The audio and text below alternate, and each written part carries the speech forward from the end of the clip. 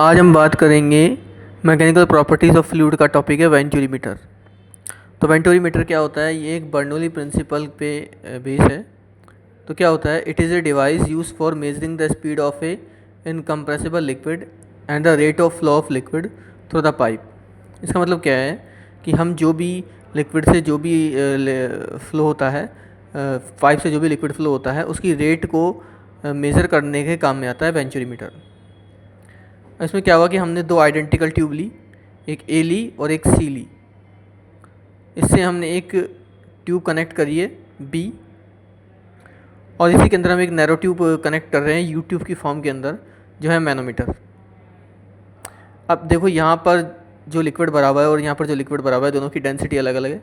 इसकी डेंसिटी से कम है, ताकि दोनों फ्लूइड मिक्स नहीं हो। अब यहाँ पे देखो क्या होता है कि ये जो ट्यूब है इसका एरिया ज़्यादा है, तो इसकी स्पीड कम हो जाएगी, और अगर इसकी स्पीड कम हो जाएगी तो ये ज़्यादा प्रेशर लगाएगा, तो ये नीचे की तरफ खिसक जाएगा। वैसे ही यहाँ पर इसका प्रेशर कम है, तो इसकी वेलोसिटी ज़्यादा होगी, इसकी वजह से ये थोड़ा ऊपर खिसक जाएगा। अब इन दोनों में जो डिफरेंस आएगा वो एच हाइट का आएगा, ठीक है। अब यहाँ पर जो स्पीड है v1, उसको हम मेज़र करें, उसको हम कैलकुलेट करने के बाद हमारे पास ये वैल्यू आती है। और इसी के साथ में अगर हम बात करें इस वाली v2 की, तो इक्वेशन ऑफ कंटिन्यूटी से हम a1 v1 बराबर a2 v2 से निकाल सकते हैं। तो यहाँ पे जो भी v1 आ रहा है उसको a1 से मल्टीप्लाई करेंगे तो हमारे पास में ये वैल्यू आ जाएगी। तो इस तरह से वेंचूरीमीटर काम करेगा। Thank you.